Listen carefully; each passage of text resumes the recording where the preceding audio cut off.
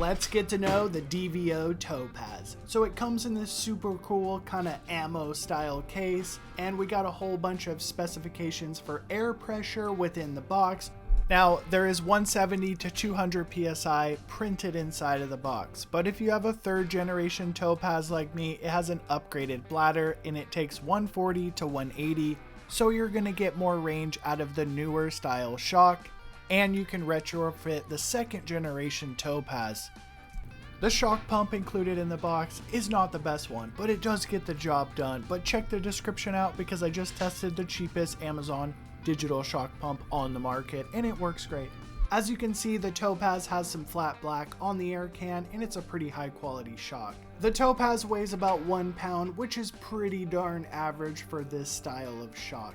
It's not a lightweight, but it is on the smaller side. The Topaz features a 27mm stanchion. To put this into perspective, I've got 3 other shocks to compare it to.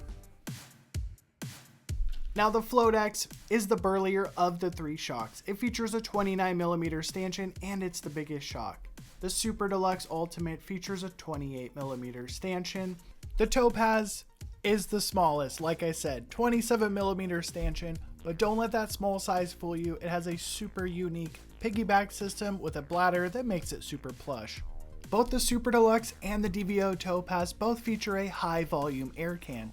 These are going to make a more plush ride in a larger negative air chamber, but if you're a heavy rider, these are not going to work very good because you have to use a lot of extra air pressure.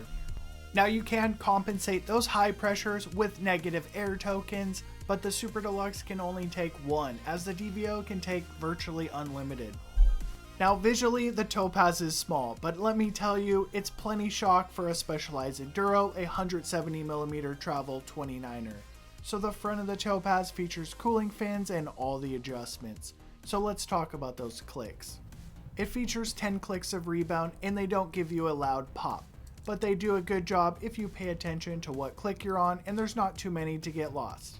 The compression lever's super unique on this guy. We got a 3-position, open, mid, and firm. Firm's like a pedal platform, and honestly the middle setting's my favorite, a heavily damped version of this little shock. So probably my favorite feature is this logo on the stanchion. As soon as it disappears, that represents about 30% sag, a very clever way to get a sag indicator. Another super unique feature about the DVO that no other shock has, we basically have an air valve for the piggyback. So you have to plug your shock pump into this guy and set that for your weight. Now it's a bit of a double-edged sword. So this bladder leaks air every 30 days or so. But let me tell you, of the 25 shocks I've rode, almost every single IFP is low on air, so it's kind of a good thing that you have to check this all the time.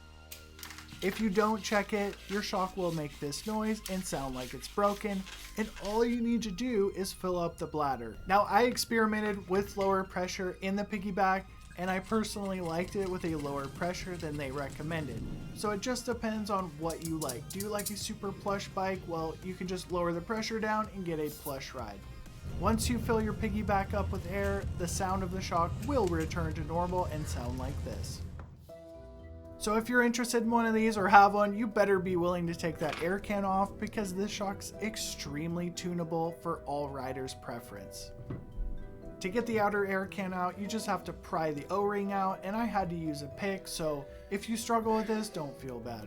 No other air shock on the market is as tunable with tokens as this one. The lower white bands are the negative chamber, so if you're heavy or an aggressive rider, you're going to add bands. So to give you an example, I'm 220 pounds and I run 2 negative chamber bands, and that allows me to get the pressure to 250.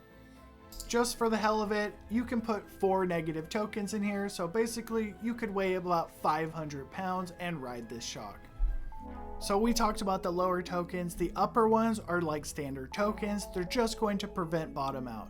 Now you need to be careful adding tokens because it changes the spring curve and it could just throw off your whole setting. So use caution and only use them if you need them.